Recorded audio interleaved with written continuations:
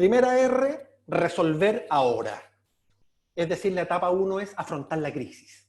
Afrontar la crisis, evaluar el caos. Y las cosas que probablemente todos hemos estado haciendo o que en sus organizaciones han estado haciendo, ¿no? Analizar el impacto en los activos y en los pasivos, diagnosticar los desequilibrios, controlar los daños en perspectiva sistémica, gestionar la urgencia, ni hablar, ¿no es cierto? Acceder a todas las redes de apoyo, o sea, echar mano de todos los recursos disponibles para poder enfrentar del mejor modo posible esta realidad. Coordinar acciones de corto plazo, sobre todo con los equipos más críticos, con aquello que es más crítico en dos dominios, ¿no? Para el negocio o el motivo de la organización y para los trabajadores. Algo central de la urgencia, probar nuevos protocolos. Cada una de estas cosas podría ser una charla en sí misma, pero probar nuevos protocolos. Estamos en un tiempo en que agréguele teletrabajo forzado. Entonces, estamos aprendiendo, y esto es como dicen los expertos en innovación. Probar y fallar, pero fallar rápido y barato. Así, tal cual. Y entonces, un tiempo como estado beta permanente, aprender, y prototipos de todo, nuevos prototipos de servicios, nuevos prototipos de venta, cualquier prototipo organizacional. Entonces, un tiempo que, bueno, por Dios que ha requerido trabajo, ¿no? Algo que me voy a centrar más hacia el final. En esta etapa del resolver ahora es central contener, inspirar y conducir a las personas.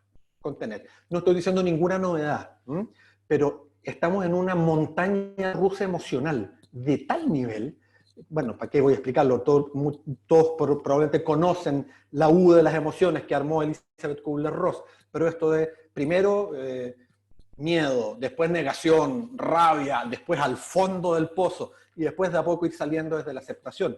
¿Y cuál es el rol ahí de los, llamémoslos líderes en este minuto, de las personas que conducen equipos? Por supuesto, contener, canalizar, encauzar. Podríamos ir bien a la realidad. Me ha tocado trabajar con muchos equipos de venta estas últimas 3 semanas, y es otra forma de venta, absolutamente. Las comisiones se van al suelo, bueno, no quiero ser tan específico, pero prototipar y contener. Y algo muy relevante de esta primera fase de resolver ahora, que es ajustar las expectativas. Cuando digo ajustar las expectativas, me refiero a ajustar las expectativas del negocio, así, tal cual, o de la organización. Es decir, el plan estratégico y los objetivos que teníamos fijados para el 2020, ok, hagamos los mayores esfuerzos por sostenerlo, pero se cayeron a pedazos. Entonces, en ese sentido, voy a decir una frase que uno usa para la vida personal, pero lo voy a decir en lo organizacional. Hay que dejar ir. Hay que dejar ir y hay que redefinir nuevos estándares. Sobre todo pensando en los trabajadores. Porque si mi meta era, voy a inventar, vender 200 y dando lo mejor de mí, dado el cambio de contexto, voy a poder vender 30, celébreme los 30. No me digas que me faltan 170. Entonces, es muy relevante este punto. Entonces, primera R, que hemos estado de cabeza, resolver ahora. Segunda R, etapa 2, recuperar pronto. Recuperar pronto, es decir, adaptarse al contexto.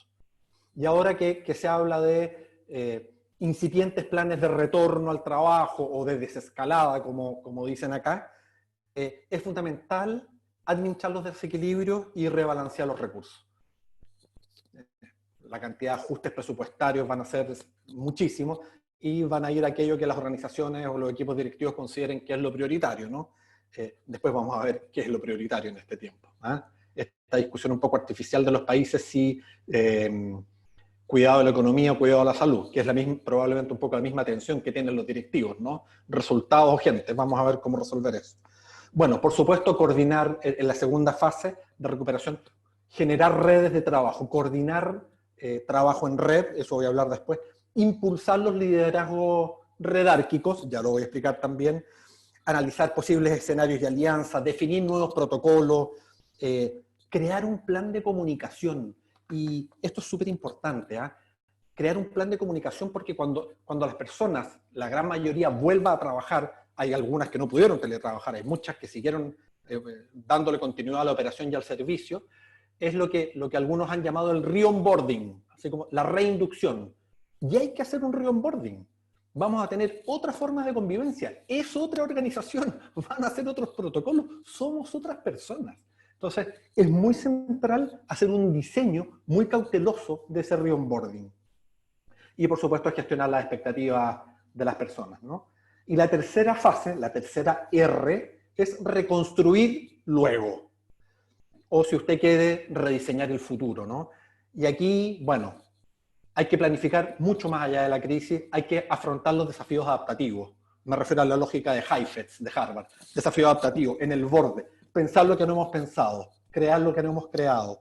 Y en ese sentido, construir múltiples soluciones posibles, evaluar sus oportunidades, priorizar las implementaciones. Y aquí un punto clave. Para esa nueva organización que va a emerger, es central crear una cultura flexible, redárquica y resiliente. Adaptativa. Es decir, parece que es un tiempo que más que apuntarle hacia algún lado, hacia algún norte estratégico, que además está tan movido, tenemos que centrarnos en el desarrollo de competencias adaptativas en las personas. Hoy día conversaba con el gerente de una empresa y me decía, la valoración de los líderes en mi empresa cambió brutalmente en un mes. Lo que se consideraba un gran líder hace un mes, ahora eso está en la escala 8, porque lo que hoy se considera un gran líder es el que contiene, el que sostiene la positividad, el que logra mantener el equipo arriba, el que logra encontrar respuestas adaptativas, el que logra salir de la victimización y de la queja para, conteniendo al equipo y sosteniendo los cómo, ir a un qué. Otra lógica de liderazgo que es la que vamos a conversar.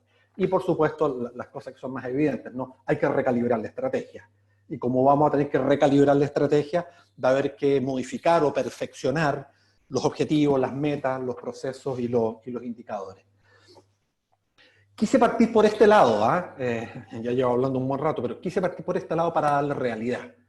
Lo que les voy a contar ahora lo veníamos viendo y los estudios lo vienen mostrando hace, ¿qué? 5 o 10 años. Pero hoy la generación de nuevas formas de relación al interior de la organización, de nuevas formas de liderazgo, adquiere una urgencia y una centralidad muy, muy alta. Y solo voy a mostrar un slide en esta presentación, porque creo que es más fácil mostrarlo que explicarlo. ¿Qué es esto? Ojalá, si no se ve, alguien me dice, por favor. Y miren el título, por favor. Dice un nuevo paradigma integrador. Y dice una organización, dos estructuras. ¿De qué se trata esto? Lo que ya ven proyectado es la jerarquía, la estructura jerárquica que todos conocemos.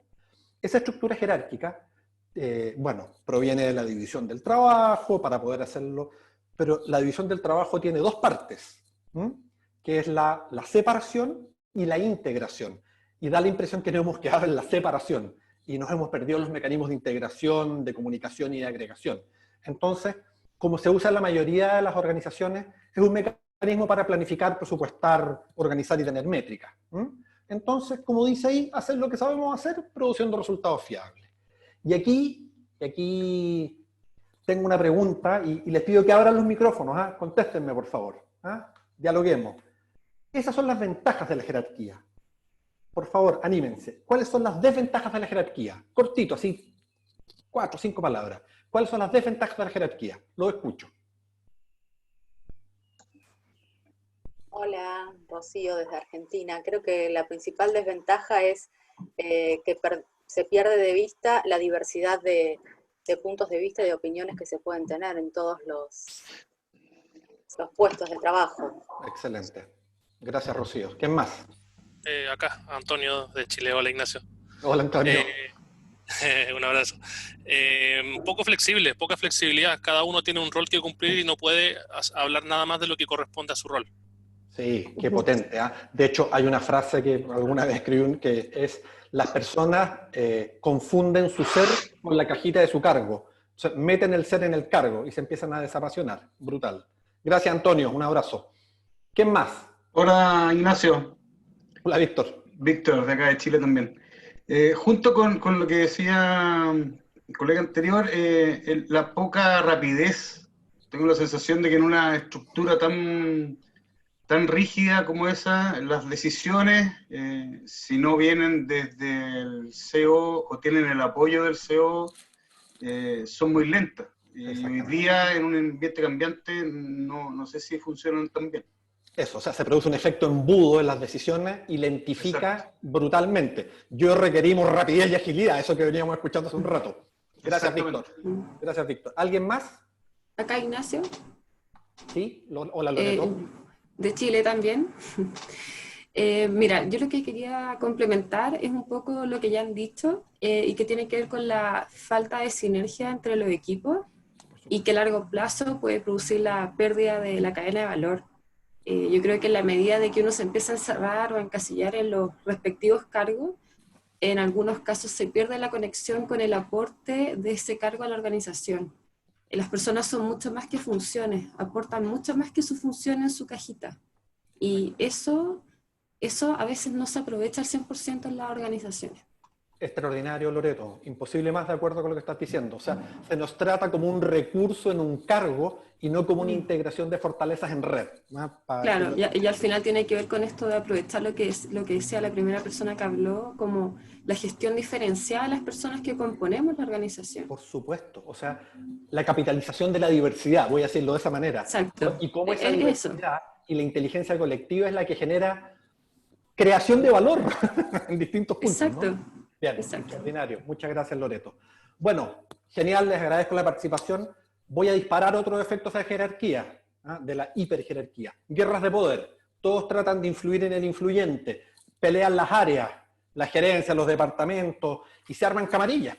Uno tiene una oposición y se arman facciones, así literal. Lo que uno ve de los políticos en los parlamentos, lo mismo. Lo que pasa es que este lenguaje no sé por qué no lo usamos en las organizaciones. Se pierde tiempo en hacer política, como decía Loreto, la organización se fragmenta, se divide, hay un efecto embudo para las decisiones y para la comunicación, se distorsiona la información ni sube ni baja. ¿Y qué empieza a pasar? En este gráfico, en esa pequeña imagen de la jerarquía. Si la idea brillante la tiene la persona que está en el cuarto nivel, ¿qué probabilidad tiene que le escuchen el que está más arriba? 0,0001. Entonces, ¿qué empieza a pasar? Me desesperanzo, me desincentivo, me pongo más cómodo, me desempodero, me victimizo, locus de control externo, y se atrofia la iniciativa, la creatividad, se atrofia la diversidad, se atrofia el valor de lo colectivo, y para decirlo bien brutalmente, se asesina el liderazgo. Dicho esto, casi todo es jerárquico. Entonces, no quiero demonizarlo porque tiene ventajas, pero que hemos visto que tenemos que avanzar y que tenemos que reducir la estructura jerárquica para entregarle poder y control a los grupos organizados, a las redes de trabajo, a los equipos, lo que llamamos equipos. Y aquí emerge el concepto de redarquía. Y eso es una hermosa imagen de redarquía. Por eso quería proyectarlo, porque me iba a costar explicar esto. En esos círculos que ven ahí, ¿qué serán las rayas entre las esferas? Son interacciones, conexiones, interacciones. Es decir, calidad de la interacción central en la integración de una red. Y segundo, ¿por qué hay algunas esferas que son más pequeñas, de diámetro menor, y otras de diámetro mayor? No tiene que ver con el cargo. Tiene que ver con la frecuencia de las interacciones. Entonces, esto es clave, porque a lo mejor la persona que tiene la esfera más grande, la más influyente, la que más articula al equipo, a lo mejor tiene un cargo sin ningún nivel de autoridad en la jerarquía. Entonces, ¿qué es lo interesante? Que es en la red de relaciones donde emerge la colaboración, la autogestión del desempeño extraordinario. Como decía Loreto, la creación de valor. Esto es clave. Entonces, ya no está el tiempo, hace rato que no está, y con la crisis menos, de que las decisiones, de que el jefe sea la cabeza del equipo, que todo dependa del gerente general. Eso es destruir valor organizacional a raudales. Entonces, el eje pasa del ego de los cargos o de una persona, a lo eco, al grupo, a la cultura del la colaboración, cooperar, coincidir. Extraordinario, extraordinario. Entonces, en esta lógica, el liderazgo tiene otro pensamiento. Y como dice ahí, ¿quién puede ser líder en la jerarquía? Cualquiera. Es decir, nos movemos del liderazgo desde una visión individualista al liderazgo como una capacidad colectiva. Lo que se llama liderazgo distribuido, liderazgo compartido, liderazgo colectivo también, en bastantes estudios. Entonces, este es un tiempo de usar estas dos estructuras, porque las dos tienen su mérito. La jerarquía permite ordenar, la cosa más de las métricas y los indicadores. Y la redarquía permite el despliegue, la colaboración, la innovación, la inteligencia colectiva. Esto de que ninguno de nosotros, o sea, que todos juntos somos mucho más que uno, ¿no? Entonces, bueno, lo que antes se llamaba como sinergia y que ahora se está hablando de inteligencia colectiva. Entonces, ¿cuál es la forma? La forma es reducción de jerarquía e integración con la redarquía. No estamos, vuelvo a decir, no estamos diciendo no a la redarquía. Y aquí viene lo interesante. Desde la jerarquía, uno ejerce autoridad. Eso no lo cuestiona nadie. Y en la redarquía se ejerce el liderazgo. Es decir, el liderazgo no tiene que ver con la posición jerárquica. Tiene que ver con el rol que uno juega dentro de la red de relaciones de un equipo. Y, bueno, eso. Entonces, es un nuevo orden, es un orden en red. Por supuesto se requiere un coordinador del equipo, pero es bien distinto hablar de coordinador que hablar de gerente. Le quitamos el tono vertical, ¿no es cierto? El tono de que hay un Illuminati arriba extraordinario que piensa y el resto somos como una masa me voy de ejecutante. Así que un hermoso tiempo redárquico, porque además el mundo nos está pidiendo colaboración, el mundo nos está pidiendo redarquía. Además, me parece súper interesante en términos de políticas públicas ver qué va a pasar con el mundo. ¿Van a imperar los modelos tipo Trump o van a imperar los modelos más nórdicos? Qué interesante. Entonces, además en términos de política pública, vamos a ver si vamos al nacionalismo y al individualismo extremo o, por lo que trabajamos mucho, vamos con formas de convivir y de colaboración que sean de otra manera, ¿no? Entonces, en esa jerarquía, y esto es súper clave, el rol del líder cambia violentamente. En la jerarquía, voy a simplificar el rol de los jefes. El rol es dar instrucciones y controlar. Disculpen que lo simplifique tanto, pero ese es el rol, ¿no es cierto? Los que sean jefes no se sientan pasados a llevar, pero así funciona la cosa. Y en la jerarquía, el rol cambia completamente. Dejas de ser la cabeza del equipo y tu rol pasa a ser el de un facilitador de condiciones. Facilitador de condiciones. Y aquí le voy a robar una metáfora a Otto Scharmer. Otto Scharmer dice, así como todo buen campesino sabe que la calidad de la cosecha depende de la calidad de la tierra y del cuidado de la tierra, y de limpiarla, ararla, desmalezarla, regarla, fumigarla, todo buen líder sabe que la calidad de los resultados dependen de el cuidado del campo social del equipo. Entonces, campo social, la red de relaciones. Y aquí no tengo tiempo, pero hay un estudio de equipos extraordinarios, el estudio de Aristóteles, que describe las 5 características de los equipos extraordinarios. Es decir, adjetiva esta red de relaciones. Y la red de relaciones tiene que ser segura, o sea, ofrecer seguridad psicológica compartida. ¿Para qué? Para poder asumir riesgos para lograr los fines y sin ser ni desvalorizado ni maltratado. Entonces, una red con seguridad psicológica, con confianza. ¿Para qué? Nuevamente, para poder correr riesgos para ir a los resultados. Tercera variable, evidentemente objetivos claros, pues estructura, lo que provee la jerarquía, no indicadores, objetivos, el hacia dónde. Y los otros 2 factores son preciosos también. Sentido personal del trabajo, o sea, que lo que yo haga vibre con eso, y propósito compartido, el impacto, que lo que hagamos como equipo y como organización sea significativo en términos más sociales y transpersonales. De hecho, en el último libro de Simon Sinek, que se llama El juego infinito, habla de los 5 factores del juego infinito, esta mentalidad, la que siempre crece, y uno de sus factores es ser inspirado por disponer de una causa justa e inspiradora. Miren qué lindo. Y él dice, las empresas del futuro que no tengan una causa justa e inspiradora y no tengan lógicas redárquicas, todo lo que estamos hablando, van a terminar perdiendo mercado y van a terminar desapareciendo. Entonces, la fractura a lo hiperjerárquico es brutal, es brutal. Hay que mirar eso. Entonces, finalmente, ¿qué es el alto desempeño? ¿Qué es el desempeño extraordinario? Es el emergente de esta red de relaciones segura, confiable, con objetivos claros y desafiantes, en un trabajo con impacto y con sentido. Y ahí, insisto, el rol del líder es facilitar. ¿Y qué tiene que facilitar? 2 o 3 ideas. Facilitar primero la seguridad psicológica. Así, tal cual, seguridad psicológica. Esa es la condición de base.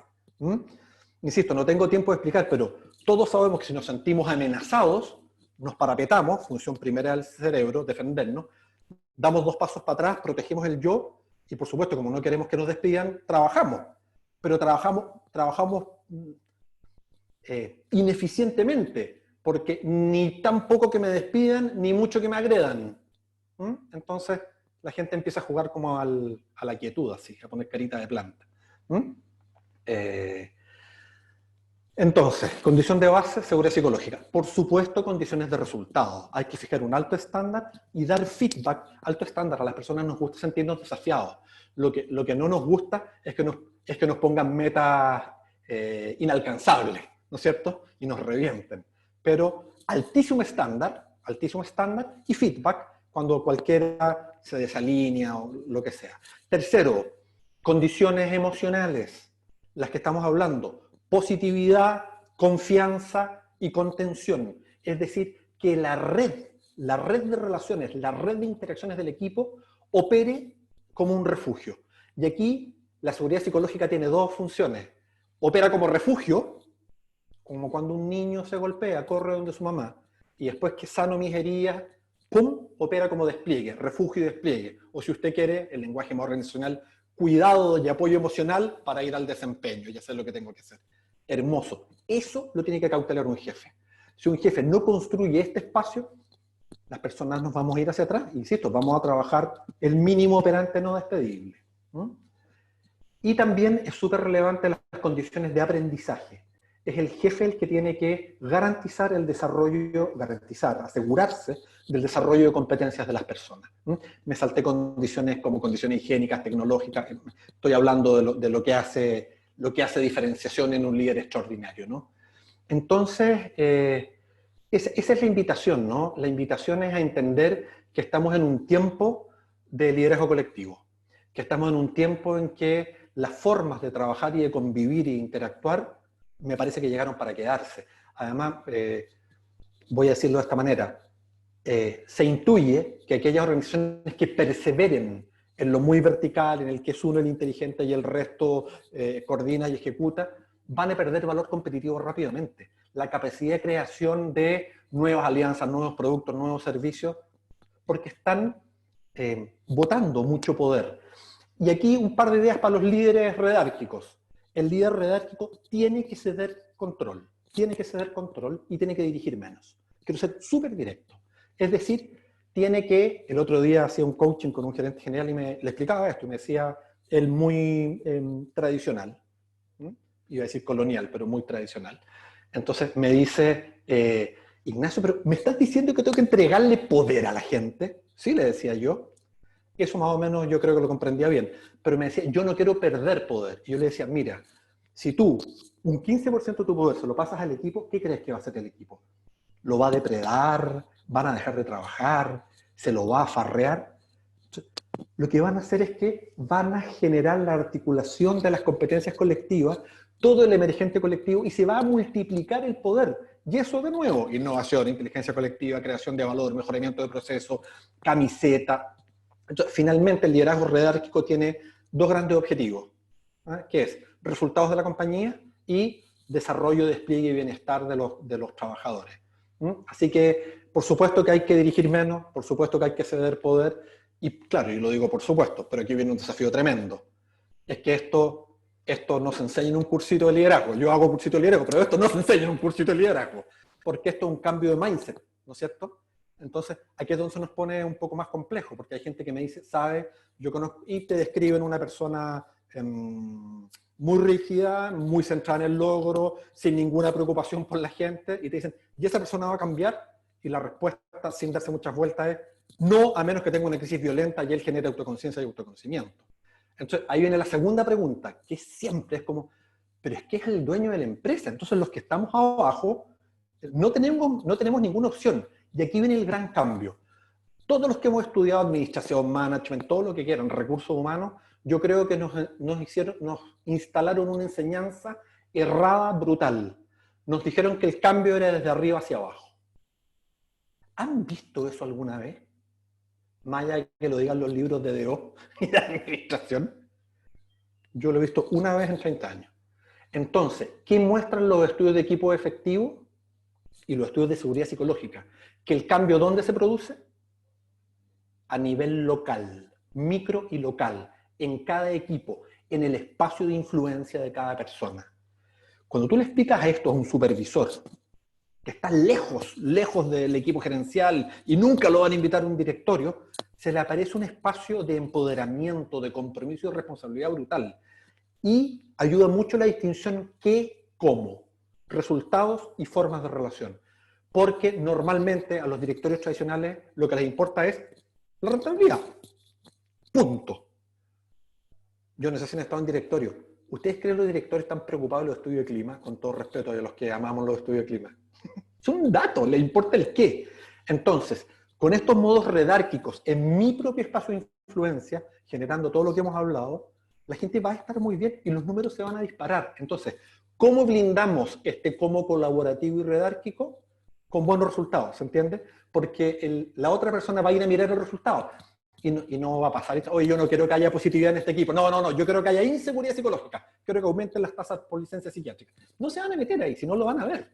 Entonces, la mejor manera de blindarnos es con buenos resultados y apropiarnos a nivel micro y local de nuestro espacio de influencia.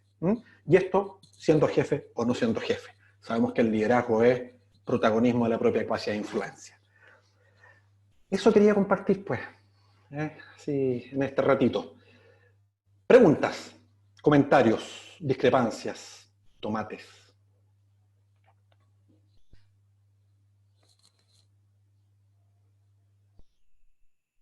Ignacio, muchísimas gracias por tu participación. Bueno, solicitamos a aquellas personas que deseen hacer alguna pregunta, lo puedan escribir por el chat, o en todo caso puedan prender su micrófono y bueno, Ignacio va a responder algunas cuantas.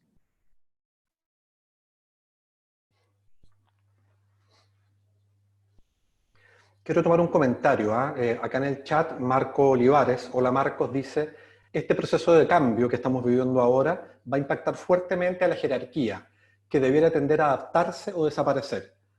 Marco, estoy completamente de acuerdo contigo. De hecho, estoy viendo algo bien interesante en varias organizaciones, y es que se dieron cuenta que la estructura hiperjerárquica, y más que la estructura, si no es la estructura, es el mindset, es la forma de pensamiento, está tambaleando.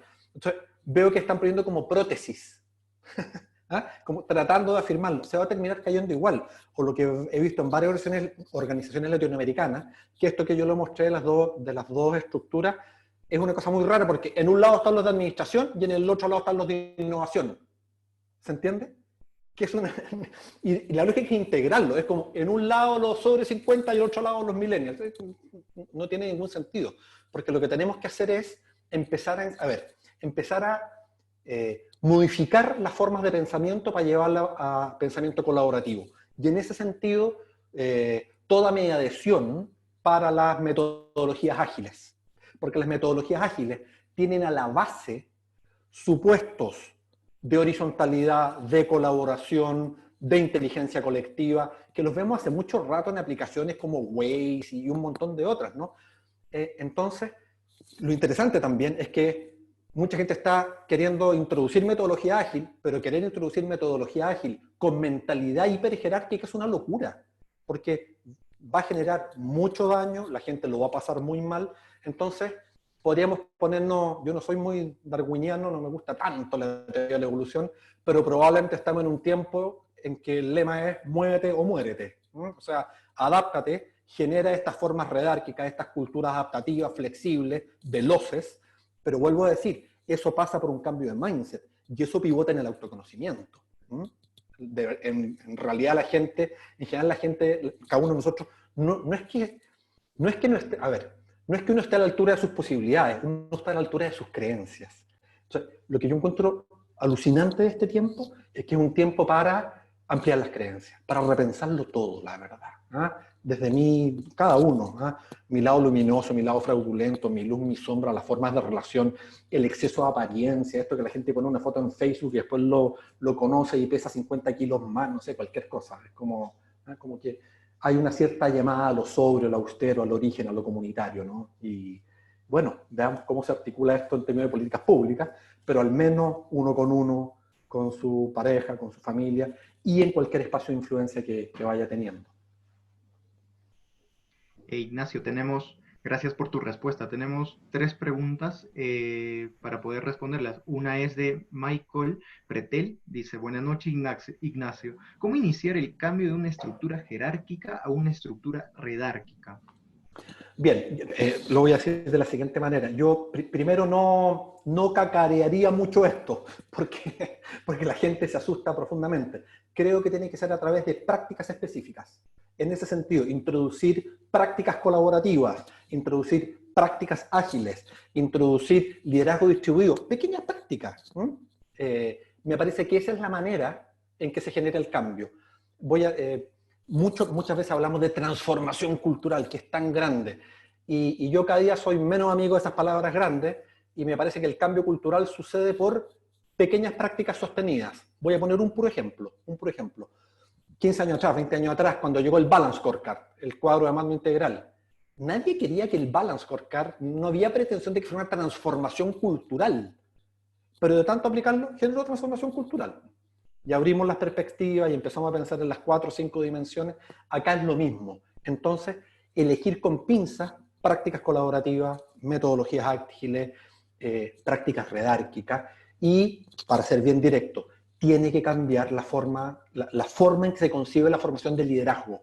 Esto del líder como cabeza del equipo, el líder como Superman o como Mujer Maravilla, es otra lógica. Vuelvo a decir, ya no es vertical, es facilitador de condiciones.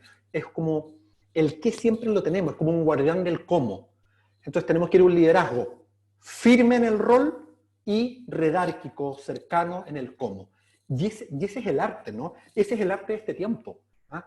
¿Cuánto ejecutivo hoy está solo concentrado en el logro? Acabo de leer un estudio, bueno, antes de esta charla leí un estudio que se hizo en Chile, como con 2.000 trabajadores, recién.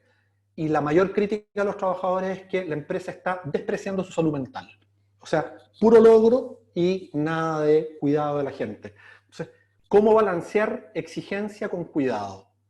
Y en ese sentido es un tiempo complejo, porque es un tiempo de siembra, no es un tiempo de cosecha. Es un tiempo de cuidado de relación y de refugio, más que un tiempo de logro. Entonces, muy potente. Es un tiempo de compasión, más que un tiempo de exigencia. Y hoy día también he hablado con un ejecutivo y me decía, Ignacio, sí entiendo, pero es que es muy complejo. Y yo decía, sí, por supuesto. Pero lo que inviertas en vínculos ahora, lo que inviertas en redarquía ahora, va a generar activos futuros muy relevantes. ¿Cuál es el problema? Que muchas organizaciones ya no habían construido redes confiables ni tenían relaciones confiables. Entonces, claro, ahora está siendo a mucho costo de la gente, con mucho estrés. Bueno, además de la situación objetiva de que con mucho dolor muchas personas están quedando sin trabajo, ¿no? Así, tal cual. Ignacio, justamente lo que comentas, hay una pregunta de Rocío Altuna. ¿Cómo podemos hacerle entender entonces a la organización que es un buen momento para trabajar de este modo, de manera redárquica, sí, y están pensando en reducción de personal y no en invertir en ellos? Sí, a ver, muy buena la pregunta. Vuelvo a decir que esto requiere apertura mental de los tomadores de decisiones. Si un tomador de decisiones solo está preocupado del costo, no va a haber manera probablemente de hacerle entender esto. Y voy a explicar por qué digo esto. Porque alguno me podría decir, Ignacio, pero es que le podemos mostrar los beneficios económicos de la redarquía. Yo no sé si saben, yo escribí el 2015 el libro Felicidad Organizacional. Llevo trabajando muchos años en esto. Los números, los indicadores duros para implementar felicidad organizacional son brutales. Aumenta la productividad, mejora la calidad de servicio, se reduce la rotación, aumenta el ROI, baja el ausentismo. Brutales, en términos de KPI duros son brutales. Y yo pensé que cuando le fuera a mostrar eso a equipos gerenciales, iban a correr a implementar bienestar y felicidad organizacional. Y, o yo, ingenuo, no están dispuestos a cambiar el mindset, ¿se entiende? Entonces, y aquí una frase, yo estudié en un colegio jesuita, y una frase de San Ignacio creo que es súper pertinente para todos, y para estos tiempos también, y es, para el que cree, ninguna palabra es necesaria. Para el que no cree, ninguna palabra es suficiente. Entonces, brutal lo que estoy diciendo, ¿no? ¿Cuál sería el espacio de posibilidad? Mostrarles de que si no cuidan a la gente, se les puede caer el negocio más adelante. pero eso requiere una empatía y una mirada que balancee dinero con personas que desafortunadamente muchos ejecutivos y dueños de empresas no están teniendo. Creo que con esa forma de pensamiento se puede hacer muy poco. Solo podrían despertar ellos mismos. Ignacio, bueno, ya estamos llegando a la parte final. Así como dice Rocío, súper claro, realmente muy clara tu videoconferencia. Las respuestas han absuelto las dudas que teníamos. Lamentablemente, en este momento tal vez no vamos a poder contestar unas preguntas más porque Ignacio tiene otra videoconferencia también. Entonces, los invito a que puedan seguir a Ignacio a través de LinkedIn o a través de las redes sociales o de la página web de Elite Institute. Ignacio, nuevamente te agradezco infinitamente que hayas estado presente. Aprovecho a hacer mención a Nancy Martínez, que está escuchando la videoconferencia y ha sido una de nuestras speakers en esta iniciativa de HR Talks. Ignacio, te quedo muy agradecido a nombre de TMP Group, a nombre de todos los que hemos hecho posible esta iniciativa. Contigo damos por finalizada esta iniciativa como tal. Y bueno, Ignacio, seguramente Ignacio también hemos podido conversar previamente a esta videoconferencia para que podamos formar una comunidad. Tú lo mencionabas al inicio, es importante actuar ahora en conjunto, mucho más desde una labor tan noble como la que es la nuestra, desde recursos humanos. Entonces, seguramente en los siguientes días podremos formalizar esto junto con Nancy, junto con Juan Carlos Gutiérrez de Colombianos Exitosos, junto con Ignacio Fernández y con los demás expositores que han estado a cargo. Ignacio, realmente muy grata tu exposición. Muchas gracias, Luis, y déjame cerrar con una despedida. Claro. Es tiempo para sacar lo constructivo dentro de nosotros. En tiempos donde mucha gente anda catastrofando, anda angustiada genuinamente, creo que tenemos que ser un pilar de tranquilidad, un pilar constructivo, de mirar la realidad y hablar de estas ideas. Y no hablar, actuarlo en los hechos, ofrecer contención, ofrecer conversaciones, buscar la salida. Entonces, creo que tenemos que ser como guardianes de la colaboración, guardianes de lo que viene. Así que invitarlos a cada uno a que por favor intensamente, si ya lo está haciendo extraordinario, a apropiarse de su propio poder y eso contagiarlo al resto. Y por mi parte, muchas gracias, Luis, por la invitación, y a todos los que nos han acompañado, muchas gracias por estar ahí, pues. Gracias por regalarnos su tiempo, se pasaron. Perfecto, Ignacio. Muchísimas gracias a ti, a quienes han participado como speakers y a quienes han sido oyentes también de estas videoconferencias. Espero que tengamos todos un buen jueves. Ignacio, por España ya está terminando el jueves, pero aún hay labor por hacer. Te mando un fuerte abrazo y a cada uno de los participantes. Muchas gracias por haber sido parte de HR Talks. Chao, que les vaya